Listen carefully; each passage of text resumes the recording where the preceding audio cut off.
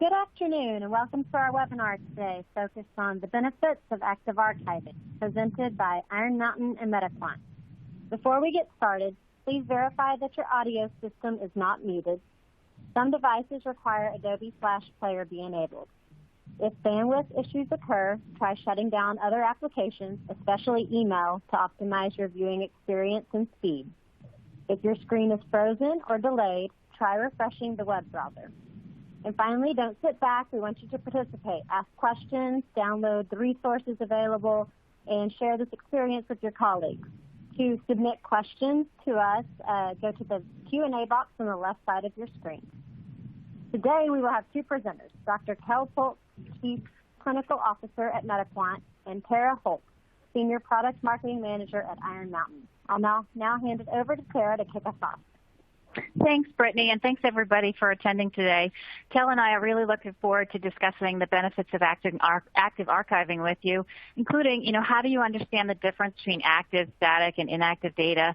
How do you maintain access to legacy and go-forward data once it has been stored in an archive? And how do you implement intelligent data management best practices so you can ensure that your active archive fulfills your business needs? And with that, I'm going to hand it off to Kel to get us started. Good afternoon. Thanks, Tara. Welcome, everyone, to our webinar today. So we're going to start today just talking about data itself taking over the organization. One, it's everywhere. So one thing that we've been invested in and people are getting more invested in is data itself. As we move data from discrete to documents to images, video, social media, it accounts for 80 to 90% of the digital data universe today. So if you remember, 10 years ago, perhaps, you'll know that data was becoming something that everyone was starting to get more of. It was expensive to store data. It's become a lot less expensive to do so. But the data itself has grown, and so have the risks associated with data.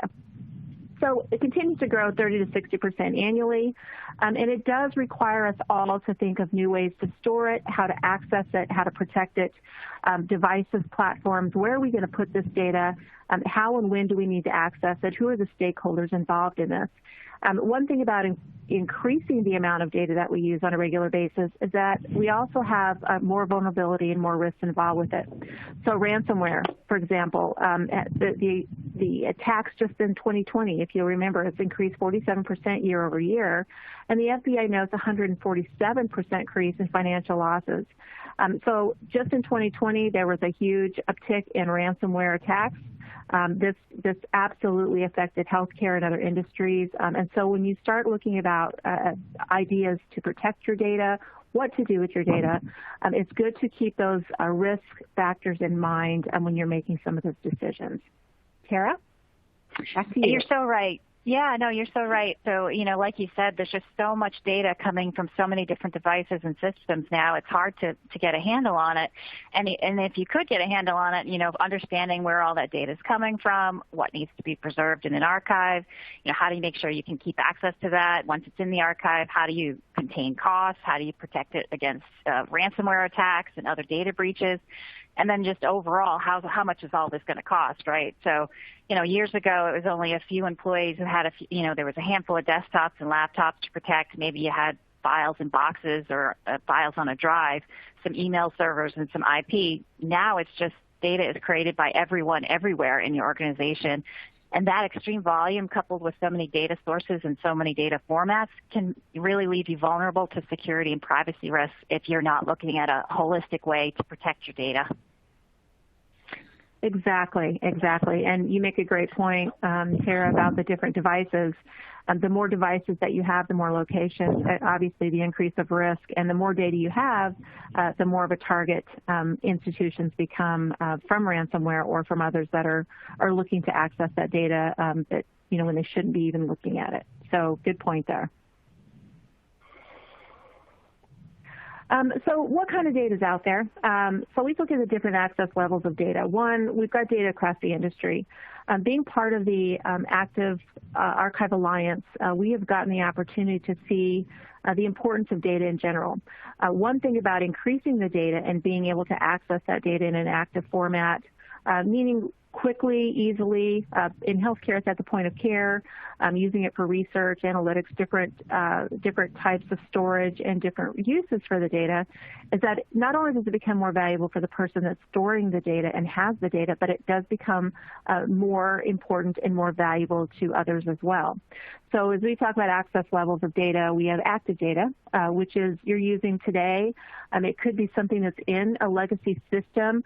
It could be something that's in your archive, but you still need access to it. We see that pretty regularly in healthcare.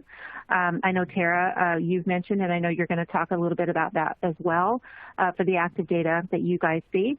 Static data, so data that is there, you store it and you need access to it, but you might not be doing any active activities with it. So for example, an active data set might be something you're working down AR in a patient accounting system. You may be using it for analysis daily. You could be making corrections to health records. That type of activity, it's not just an active data environment, but it's actively using the data on a regular basis. When it's static, you're storing it, but you can access it. And then inactive data, something that goes into cold storage that you don't necessarily need to use on a regular basis, but you may need to store it for one reason or another, potentially retention policies, or you've thought ahead and you know that how valuable the data could potentially be 2, 5, 10 years from now. Storage types that we look at, data warehousing, active archives, paper backups, paper storage, backup tapes, and other media, microfiche, discs, etc. So it's changed over the years. We do, for example, the disc, microfiche, convert that to digital media. It's easier to get to, and so it can move in between those different access levels depending on what your stakeholders need and what the use cases are. Yeah, you're so right. You know, Tara? Yeah, no, I was just going to add on, we still see so much out there in terms of paper and backup tapes, but we also see a lot of different other media types like CDs and DVDs, film reels. But we have noticed that a lot of folks are starting to digitize their paper and even take their backup tapes and digitize those and move them into the cloud, as well as other types of even data on disk, moving it to the cloud. And just to touch back on, active data, static data, and inactive data, some of our research has shown that, interestingly, only about 10% of your data is active. And we usually recommend that you back it up and make sure you can recover from any system failure and make sure you still have access to it. And then static data is also about 10% of that data that you have.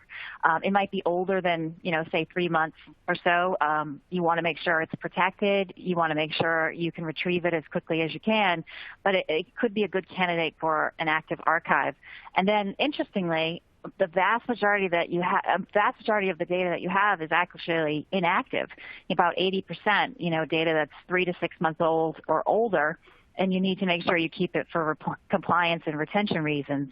But you might not need to retrieve it within moments. So again, it could also be a good candidate for an active archive. Right, and I think that's a good point. So one thing, for example, with the healthcare side of this, we tend to see more active data in that there's an increase in an uptick in release of information, for example. So that data, it is more active record correction. So, for example, HIPAA regulation requires corrections to records, and so that data has to be to the point and have access to make corrections from the digital side of the house. So we see more active data than the 20% and more active than static as well. Again, we've got people that work down their active AR in our system, and they will use that, work it down for the next probably 3 to 5 years. They respond to audits, rack audits, and takebacks in that process as well. So, it kind of goes to what kind of data do you have, what activity is going to be necessary with it, and part of what you're doing is you're doing a rationalization exercise, right, with all the data, looking at what are the use cases for that, who are the stakeholders, and how often do you need to keep it, what are the retention policies. So we see different things across the industry, and I know that as we've sat, in meetings with the Active Archives group, the other industries that store data as well have different use cases than we do. So there is a variation depending on what that industry is and what the use cases are for that data. Oh yeah, very true. Yep. So archiving challenges. Wow, we I think everybody has a little bit of an archive challenge. One of it is the size of the data that's growing. It is growing exponentially. Not long ago, we were talking about megabytes to gigabytes, petabytes, and now, we're talking zettabytes now, which is, if you look at what's expected by 2025, it's about 163 zettabytes, and that's an estimate, and that is with data that's being active right now. We start digitizing some things that are in cold storage now, or they find new uses to do research analytics that could absolutely surpass that. But the point, I guess, the challenge is determining, again, doing your analysis, your rationalization with your applications, with the data itself. What use cases do you need? Where does it need to live? So it is difficult to manage and access data through its life cycle. Again, you need to figure out what is the most important for you to access at hand, what can you store in different formats, and then don't forget to budget. Moving things to the cloud, the cost to manage it is outpacing, and we do see what you guys are seeing too, is more people are moving things to the cloud to try and simplify some of the IT processes. Yeah, it's true. We've seen a lot of organizations transitioning from physical to digital for a while now, and the pandemic has definitely accelerated digital transformation.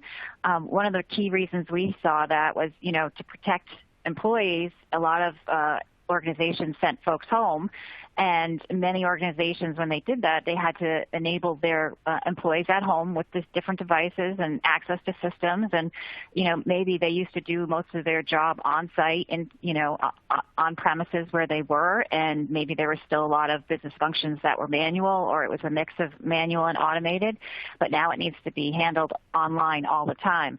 So, definitely that switch has exposed some process gaps, and it's really making people think about, like, okay, not only do we need to make sure folks can work day to day, but what's happening to all this data, and where is it, and where is it coming from, and how is it protected, and how do we make, secure access to it, regardless of the data source.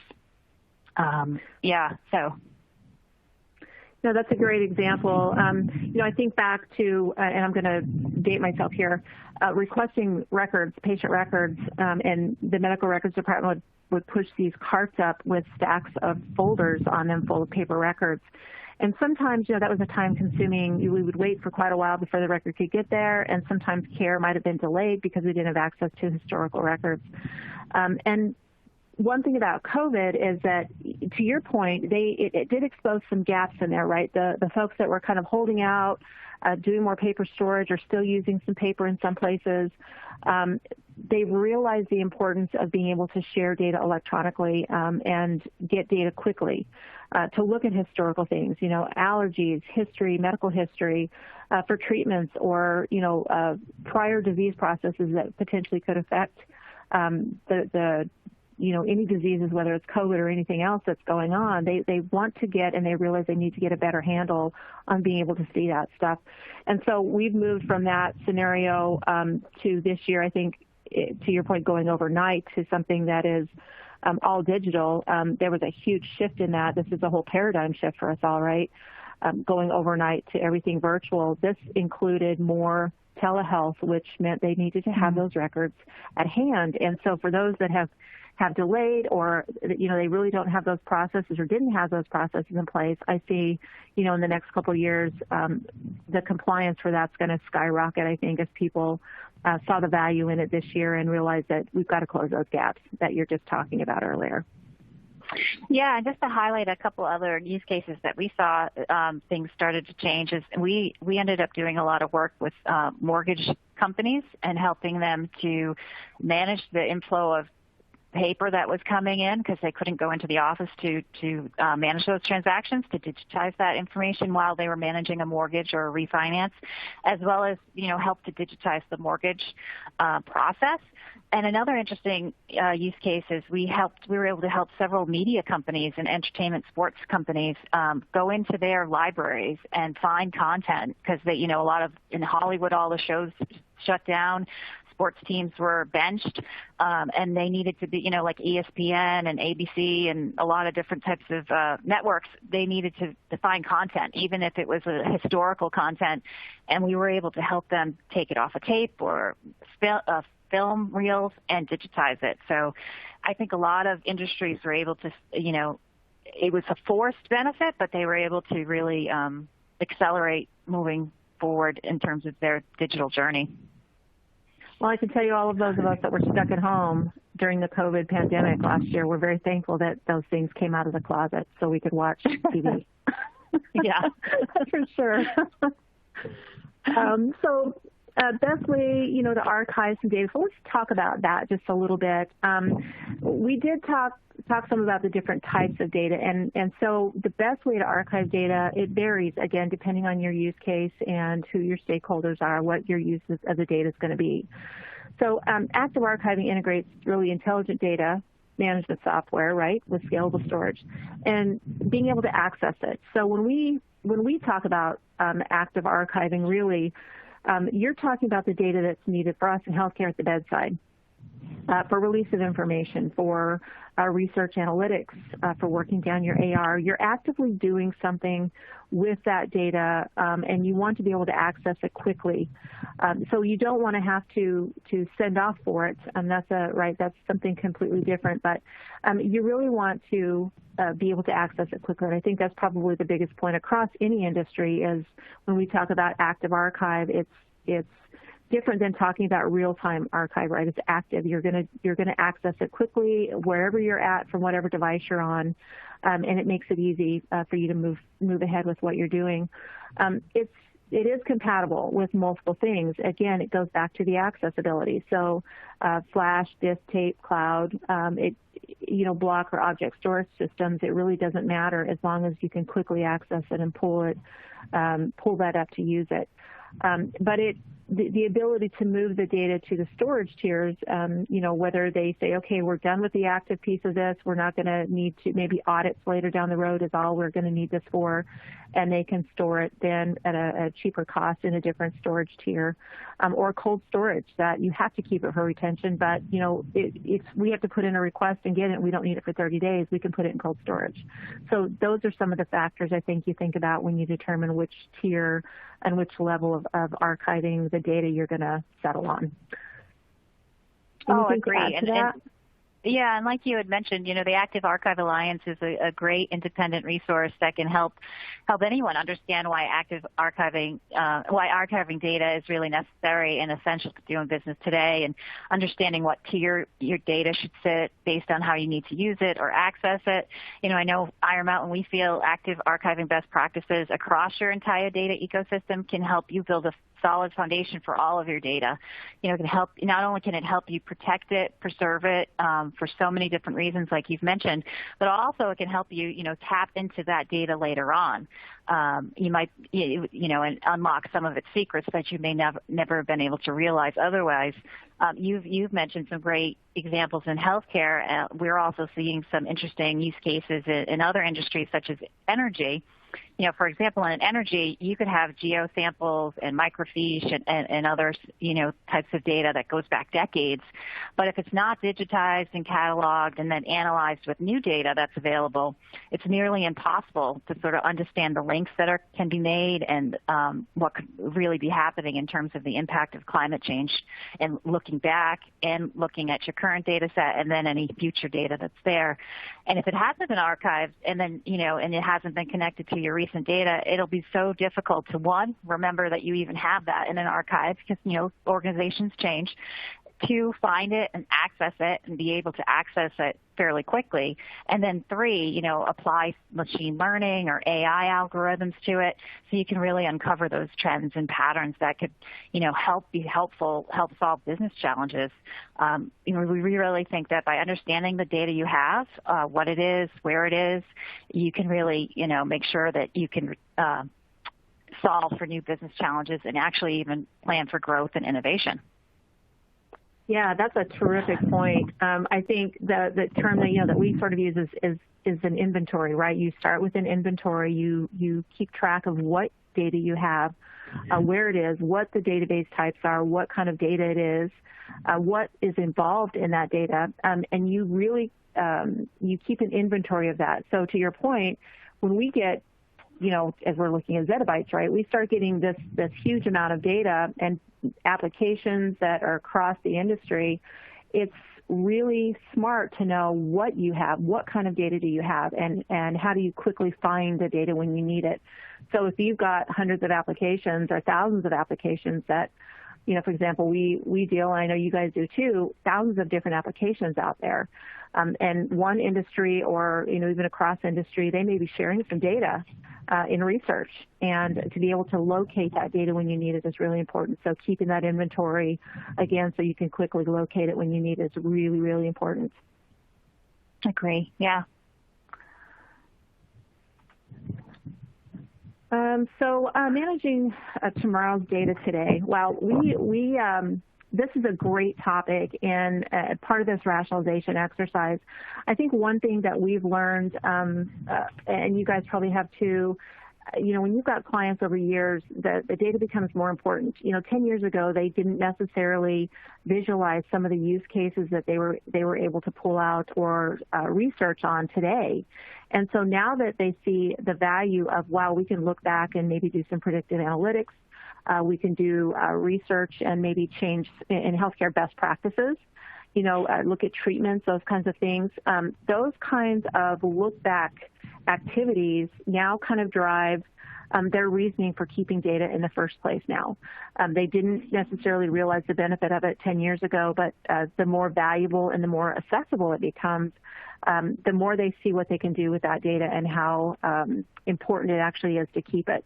For us, they may de-identify it and able to keep it. We always have a balance in healthcare between keeping data because it's discoverable. You want to, you want to get rid of the data. You don't want it discoverable if you're outside of your retention guidelines. At the same time, you have to keep it for a certain amount of time, depending on what federal, state, and the organization policies are on how long you keep it. So what we've kind of done is, listen, you can de-identify data so that it isn't discoverable from a legal perspective later on, but keep the data itself because you can still do research on that data or run analytics to see, are your treatments effective? Are your pay models in the hospital, are they effective? There are so many things that you can research on data, and I imagine you guys probably see some of the similar drive towards the importance of keeping it now rather than letting it go. Yeah, no, we do agree. And like you were saying, in terms of tiering your data, what could be in cold storage versus what you'd want to make sure is still active. And even the cost of, savings that you could create and generate that, and your IT staff could be focused on other things if you could, drive down storage costs by having, inactive data in cold storage and active and static data in more active object storage. And then also, protecting your data against ransomware and cyber attacks by, if you put inactive data in cold storage, it can actually be disconnected from the network, right? So it's unhackable. Right. So there's so many different benefits besides just compliance and long-term retention, which I think a lot of times that's what people think of when they think of an archive. And you've mentioned it a couple of times just in terms of, being able to look back and find that data that can help you with research or innovation. And your data, it doesn't have to stay dark. It can really, light up and unlock different potentials within your organization. And again, I mean, a big thing is always cost savings. People, there's so much you can save if you migrate your data or move it. You can save on licensing fees and data center space and infrastructure, things of that nature. But you can also make it portable, so it can be shared with others, shared with people within your organization or with other organizations to do good. Yeah, absolutely. And you really touched on like what our next topic really, it leads us right into about reducing the cost and complexity. So whether you're moving it to different tiers of storage or whether you start with the basics of let's get rid of legacy applications and disparate systems and put them into one common platform or one location, right there you're already reducing cost and the complexity of your IT footprint.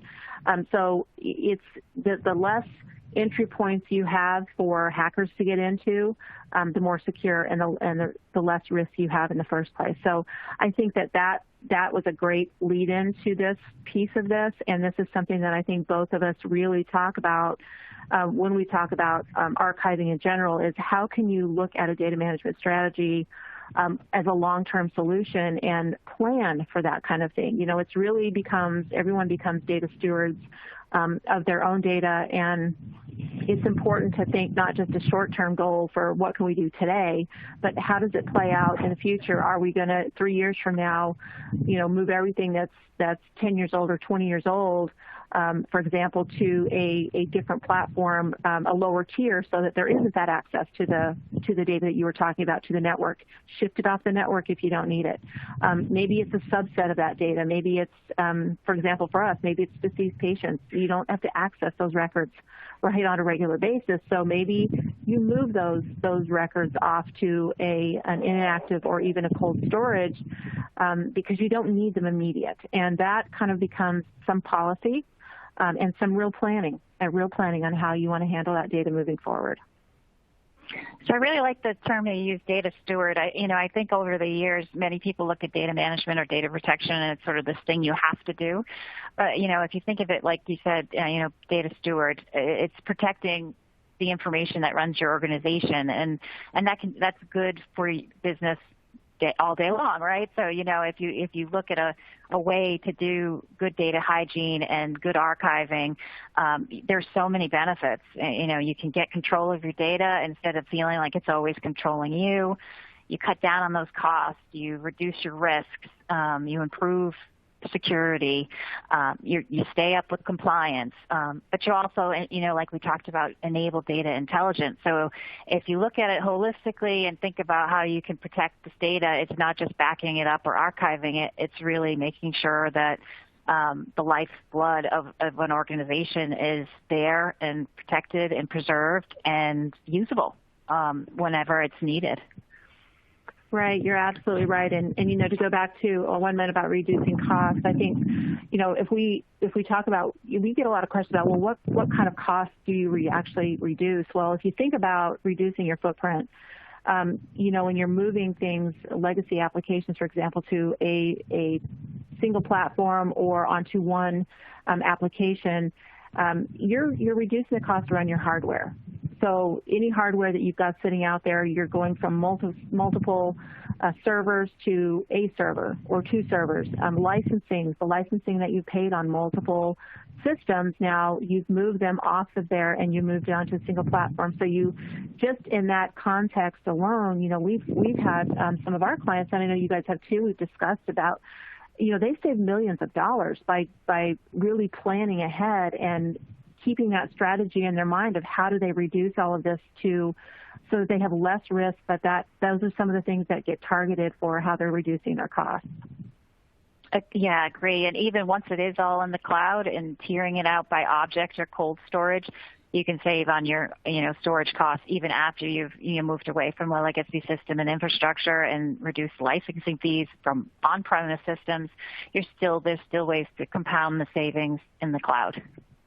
Absolutely. You're absolutely right. And again, it goes back, I think, to them really sitting down and going through a strategy planning session of what do they need to do and what would be the best way to do it. And again, short and long-term goals and plans in place so that they've got a target and it walks them through how they get to their end goal of saving that money. So absolutely. So dealing with data challenges, I think that this last year is kind of a unique year. It certainly is in my lifetime, and I think that most people would agree. I've certainly never gone through a pandemic here. And so when we take something like that happened last year, and we apply it to our data challenges, kind of like a before, during, and post COVID-19, everyone was looking to save money. In our field for archiving, it's really caught on in the last 10 years, and I would say even in the last 5 years, it's really gotten more significant notice.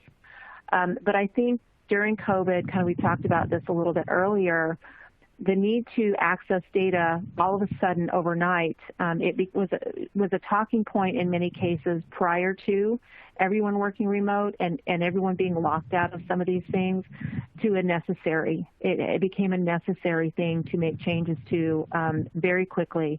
And so post-COVID, really, we're not really post-COVID yet, but post last year, post-2020, we say, they've closed some of those gaps.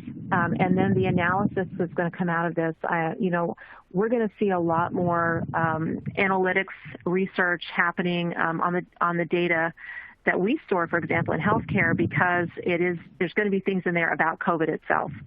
So there's going to be a ton of research on what, the past history versus current history, the effects of COVID, treatments, medications. There's so much data, and it's data rich. It's going to be data rich in the next couple of years.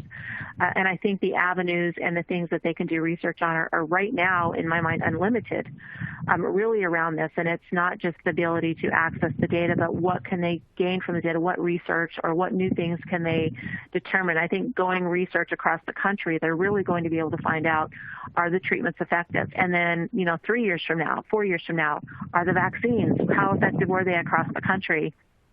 Being able to look at historical data and data that is in an archive system is going to be super important as they pull out these new research topics. And, with having one pandemic now that's out there, I think they're going to look back and say, did we have other ones that we just missed? That there were other things out there that because they talked about SARS and H1N1, those kinds of things, they may go back and do some research on those now. Was it more prevalent than we thought? Did we not track it the way we did COVID?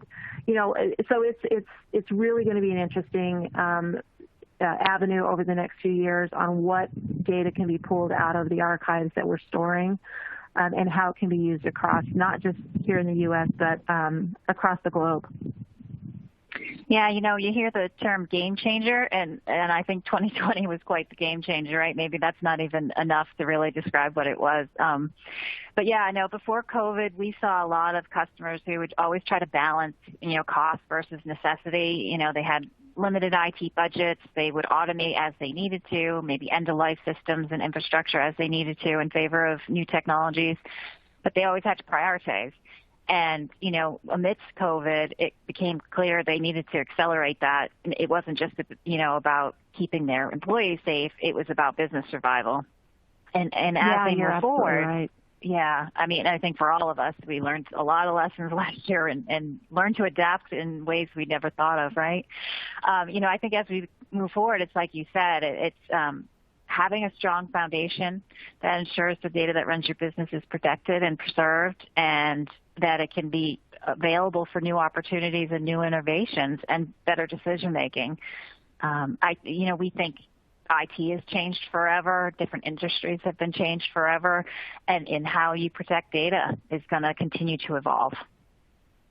Yeah, you're right. And with the hacker stuff that's increased the last year, there's going to be a lot of new information in there that's going to get targeted. So the protection is going to be important.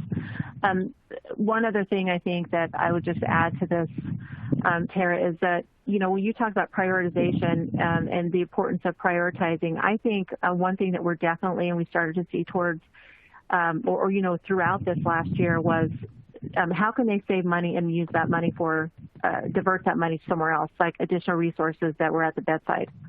So I see that as also something that is going to be a focus in the next couple of years is, look, where are we spending our money? How can we reduce the costs we're spending in areas that are important, like our storage of data and our IT? How can we reduce those costs so we can take those funds and get more nurses, more providers, more PPE in-house? Because this is going to set an example, like you're saying. It was an unprecedented year. This is going to drive how they handle those kinds of things in the future. Because I think we learned some lessons this last year. We weren't prepared on some things, and it was an unknown, right? So I think everyone did a terrific job hospitals, were responding, but I do think that they're going to say, how do we be more prepared? It was kind of like disaster recovery. Those kinds of things came out after Katrina. I think new things will come out after this on how, and be, preparedness for pandemics will be a new area. Absolutely. So I think that's the end of our presentation there. Yes, and thank you, Tara and Dr. Pultz, for a great discussion today. We'll now be taking questions. If you have any questions, submit them in the Q&A box on the left side of your screen.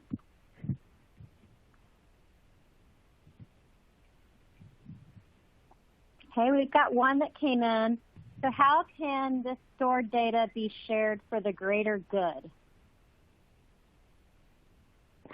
I can take that to start. Okay. I think some of it, what it is, once you've done the inventory and you've cataloged your data and you understand what it is, you can certainly set up relationships with other organizations, and share it. So like Kel mentioned, there's different research. There's research opportunities that we don't even know about, right? So if you haven't saved that data, you're not going to be able to then provide it elsewhere, either within your own organization or elsewhere. So I think just being a good custodian and a good steward of data, not maybe knowing right now how it could benefit, because I'm sure, going back to the energy example from earlier, I'm sure when they first did those geological studies and put them on microfilm, they weren't thinking 30, 40, 50 years later that they might need to dig them up and compare them to what might be going on now to see how they could see what's happened to areas, land masses over time, or, soil and other things that, they do check on to see what's happening with climate change. So it's almost like, preparing for tomorrow today without not understanding maybe all the ramifications, but just making sure that you have protected that data. Thanks, Tara. We've got another question. Has the introduction of population health and the data onboarding and storage services that are now being offered by some commercial EHR vendors of legacy data from external EMR sources into a single data warehouse like AWS eliminated the need for third-party data archiving services? That's a great question, and I would say no. We actually work in conjunction with some of those. So remember, different use cases. Population health itself is pretty much, they use data that is, I'm going to say, what's the word? It's normalized. It's kind of a normalized data set. So when you use an archive like third-party archive, we don't normalize the data, right? We're not changing any of those values. Population health data, when you're using it specifically for population health analysis, you have to have some sort of normalization factor to be able to do that analysis. When you're looking at an archive, like an active archive, the use cases are different in that you don't want to change that data. As a matter of fact, you can't change the data. The legal medical record is what it is. So it's, instead of normalizing anything, you're generalizing, moving data from one platform to a single platform. So blood pressure is a blood pressure, but the values around that, the norms, are not changed from the original data set. Because you can't change those when you're looking at legal medical record, or you're going to do an audit, or you've got a legal case. The information presented in the archive, the third-party archive, has to be the same exact identical information that was in that legacy environment. You can't change the record. Population health, they typically take that and they normalize, like a blood pressure, or they normalize a range. So I'm going to give you an example. You have two hospitals at a hospital system, two lab environments. So one lab, they've got norms for a certain lab that say maybe 5 to 10 is the norm, is what they've set it in. You go to another location, maybe they set it at 5.5 to 10.5. So you can see that if you have those normal ranges at those locations were not the same.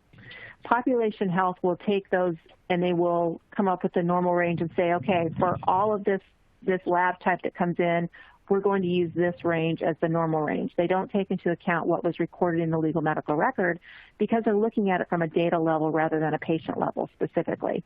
They're generalizing it for a population so they can do that with that data and use it for that purpose. For a legal medical record, whatever that normal range was associated with that particular result cannot change when you print a legal medical record or you go for a legal case, because clinical decisions were made on that particular result based on that normal range that was associated with the result. So you cannot change and normalize the data that's going into an archive like that, but you do that for a population health system. That answer your question? I'm sorry.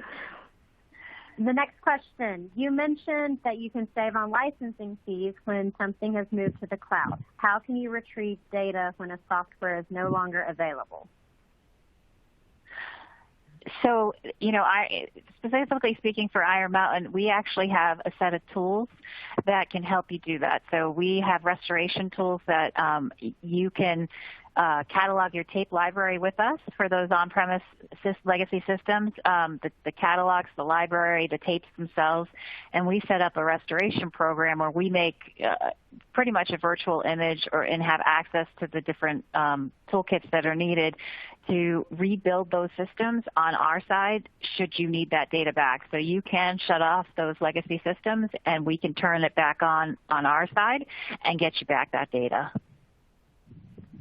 And from our side, we will take the standard, the legacy environment itself, and we put those on a standard archive platform. So you have kind of like a one look, one feel, and then the legacy system shuts down, but we have all the data in context and available at the point of care, or if they need to pull it for legal medical record, we have all the data in context to support any of the use cases that they need, including the legal compliance, the audit, point of care. So it just depends on the use case, but we also take all of those data and all the metadata as well so they can shut the legacy system down, and they're confident they don't need anything else. There's nothing in there that's left. Thank you, ladies. Next question. We deal with mortgages where retention schedules are the life of mortgage plus 10 years. What suggestions would you have to reduce costs? So from a mortgage perspective, I think it's, and there are pages and pages of documents, right? So you have just one mortgage file can be like 800 pages. Some of the things that we recommend is automating whatever processes you can, digitizing upfront. So from the origination, or if it's a refi, so there's less paper being pushed through. So, but where paper exists, you might want to image it or, image it up front. So as soon as your loan officer is there and they receive paper back from a client, they image it in the office or at their home office. So as that document is being created for that loan file, all the necessary pieces, even the trailing documents, are all digitized. So then when you archive it, it's all together, it's in the same format, and so when you call it back, it just becomes about retrieval. And, the long-term cost of storing a digital file as opposed to boxes and boxes of papers is significant over time.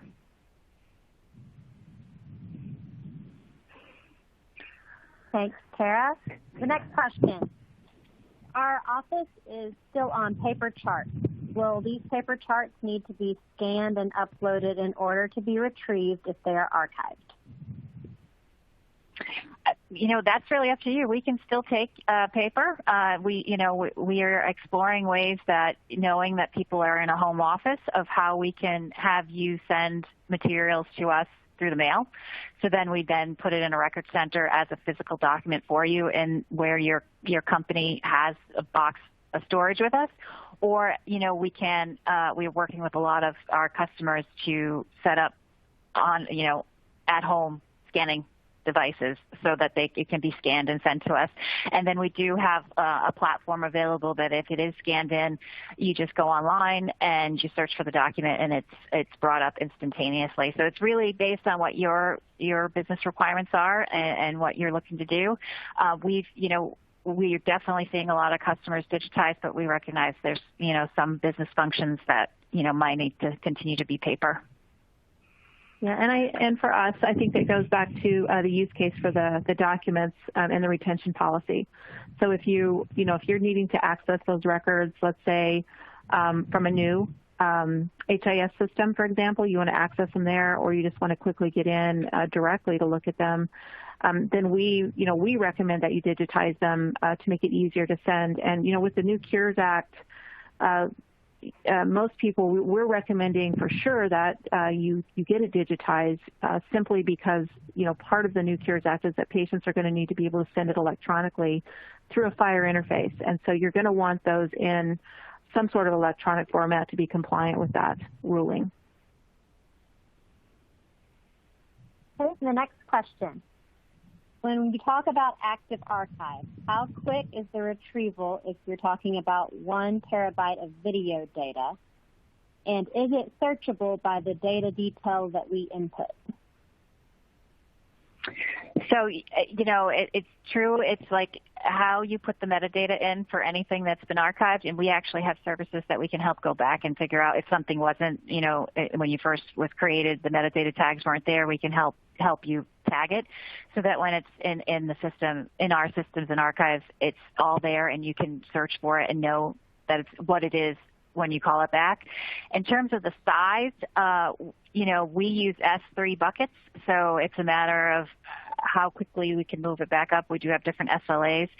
The size of the file, depending on what your needs are, we also do data shuttles. So we could either put it back up in the cloud for you where you securely authenticate it yourself using multi-factor authentication and pull it back from our S3 bucket to your S3 bucket, or we could send it via a data shuttle using, either an Iron Mountain transportation truck to your location or either, FedEx or other carrier or UPS, depending on your distinct needs or how you'd like it returned back to you.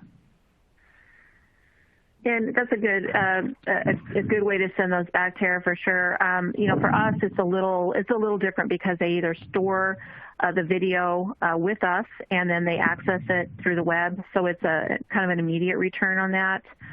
Depends on obviously factors where the servers are hosted. They've got different hosting options for that. We also have clients that will hyperlink to an existing video server that they have. They want to keep the server up, whether it's showing videos or maybe a PAC server too, so they can just click the link in the environment and it takes them right to that video. And they just need to have the player on their desktop. So in that case, we're storing it digitally rather than storing it and moving it. But I think, the options, again, it goes back to how often do you need to access and what kind of videos are you talking about. Ours are healthcare, so we have it stored a little differently than you guys do. But that's kind of an important thing, is to determine, what is the use case for that and how quickly do you need to get access to it. Okay, and as a follow-up to the earlier question around population health, so is it up to the client to normalize their legacy data for a particular purpose or need? That's a great question. If you're using it for population health, then yeah, you guys will make the decisions on what your normalization is. When it's moved to something like an active archive, and it's actually in our archive, for example, because we're migrating it, we do the migration work. We do, we can do the extract, we do the migration work. And again, we're not changing any values in it. What you saw in the legacy system is what you see in our archive. But for population health, there are decisions that are going to have to be made when you guys are archiving in a population health application of what that normalization factor will be for those types of results. If you're looking at blood pressures or lab results or something, there will be decisions made from your perspective, from the client perspective, on what they need those values to be for your normal value. Thank you. And another question, or just a request, could we go back and touch on storage tiers one more time? Sure. So, it's really, if you think about your data, what do you need to back up? And that's usually your active, data as well as your static data. You want to make sure you back that up. You can recover it. And then there's the data that you'd want to archive. This is it's older than 3 months, definitely older than 6 months. Maybe you need to keep it, depending on your compliance reasons, you could keep it for 7 years, 10 years. We're even seeing some folks who have to keep things for 100 years. And then it's, so you have your your backup, your archive tiers. And then there's also, the data that you want to make sure that you have a good operational recovery. Having a third copy of your data available, so should the worst happen and you have a data breach or a ransomware attack, you can recover. You don't have to pay the ransom. You have an RPO and an RTO, and you can, get back up and running as fast as you can. So it's really thinking of your data, what's backup versus archive, and then how do I make sure I can operationally recover all the systems that run my business.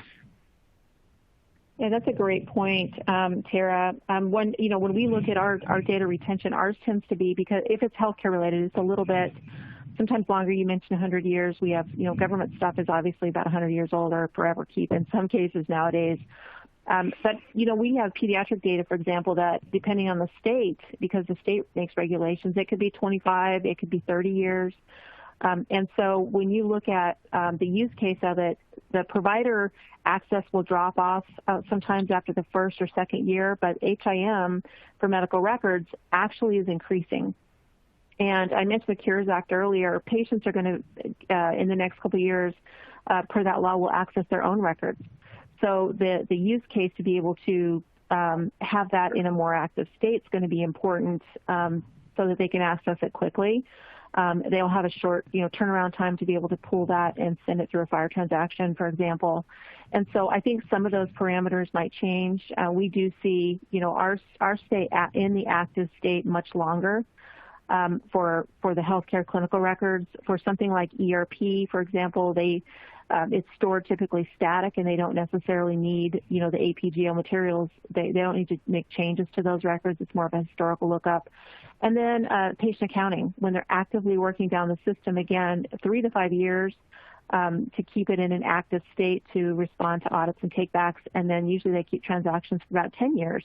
And, they can decide if do they want to purge the transaction data after 10 years, or do they want to cold storage that for, either use later or just to be able to keep the data so they can make those decisions as well. And again, use case stakeholders, part of that's your data management strategy, and you're planning on where and when you need to move that data to a different tier. Okay, our next question is archived data stored discretely, and do you offer any data analytics or dashboard reporting tools for legacy data? So for us, it's a little bit of both. So we do typically discretely, store your data depending on the source. So if it's tape, it stays on tape. If it's in the cloud, it's in the cloud. If it's disk, if you're replicating from disk, we have it on disk. We offer, dashboards for health and inventory so that you can understand what you have in there. We do offer analytics programs that we would sort of, as you requested, we would connect those data sources to the Insights application. So then you could go and look from a web-based perspective and then do a lot more reporting and searching and analysis using that tool. And from our perspective, the majority, I would say, of our data is stored discretely. So if it was a discrete value in the legacy system, we store it discrete unless, our clients specifically want to store like a visit summary document as a PDF. Otherwise, we store the information discrete. So to Tara's point, if it was a PDF in the legacy environment, we'll store it as a PDF. It was discrete, we can store it. We'll store it discrete. We have the discrete fields to store it. We do have dashboards as well. Archive Insights to be able to run some analytics, and the dashboard pulls that information, and it's users, it's, for example, DRG, top 10 DRGs by facility. I mean, there's a lot of different things that display on the dashboard, and it depends on whether you're looking at a financial or clinical type the module, what the dashboard looks like and what information is pulled onto the dashboard for that. But user statistics are one that gets pulled out onto that dashboard so that you can see what's going on and really get a usage. That also can help drive, and give you some knowledge on how often it's being used. And you can see the shift when it goes from more provider use to HIM use. But to your point, to your question, absolutely, we store the discrete data, all the metadata, all the audit details, date timestamps, all of that information is stored discrete in our environment. But it is, again, dependent on how it was stored in the legacy environment. Images, PDFs, those things are stored as images or PDFs if that's how they were stored in the legacy environment. Okay. What are some benefits of maintaining historical records if a company has been acquired by another? So that's an interesting question. So M&A is something we see a lot of, and we would recommend that you do keep, those records, historical records, and then you fold them into your retention policy, so they become part of your company. It's now your IP, and that includes the systems that were used in that other company. So you have to protect it as if it was always yours. And so the same rules would apply. That's always how we recommend it. Now, when you look at it and you've gone through an M&A and you've acquired another organization and maybe they're using systems that you don't want to use, that's when we would recommend that you set up a program where you do a cut of the data, last cut of the data once you've want to migrate over.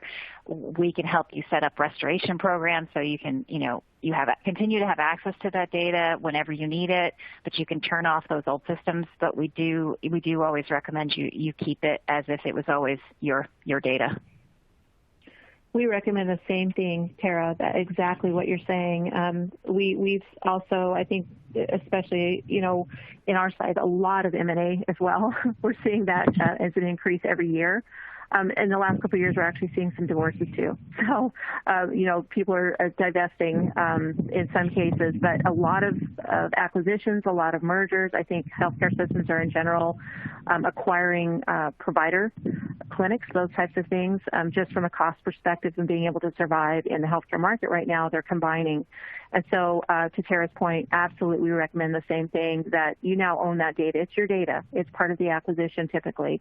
Not necessarily always the financial side. It depends on what they've decided on contractually. But the clinical side typically, and we do recommend that you bring it into that environment as well, whether you keep the access to that particular application as a standalone or if you merge it into the larger set of clinical data so that everyone has the same view to that. That's an enterprise decision, really. But the point of saving that data and actually archiving it, shutting down that legacy system is really important, because that's one more access or one more item of support that you're going to pick up if you don't bring it in and shut that legacy environment down.